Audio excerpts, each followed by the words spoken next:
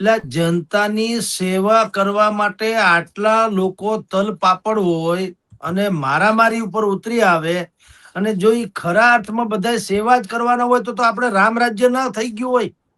હમ અહીંયા રાજકોટ થી માંડી વડોદરા, સુરત, અમદાવાદ બધી જગ્યાએ ભાજપ નહીં, તમામ પક્ષમાં હજી તો ભાજપે યાદી જાહેર કરવાના હતા નહીં, ડાયરેક્ટ મેન્ડેટ આપવાના હતા જેથી આ ડખો જે થયો એ ન થાય. ન પણ થાય. હવે શિસ્તબદ્ધ કેડર ને કેડર બેઝ પાર્ટી ને એવું બધું જે હતું એટલે બધા મેણા ટોણા મારતા હતા કે ભાઈ તમે તો કેડર બેઝ છો અને તમે હમ તો ક્રાઇટેરિયા પણ નક્કી કરી નાખ્યા હતા કે 60+, 60+ ને નહીં આપીએ, 3 વખતથી વધુ ટર્મ લીધા હોય એને નહીં આપીએ, સગાવાદ નહીં, ફલાણું.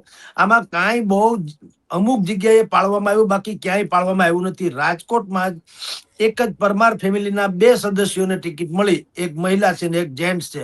એમાંય હમ પાછી મુશ્કેલી એક વખત તો ઠીક હતું,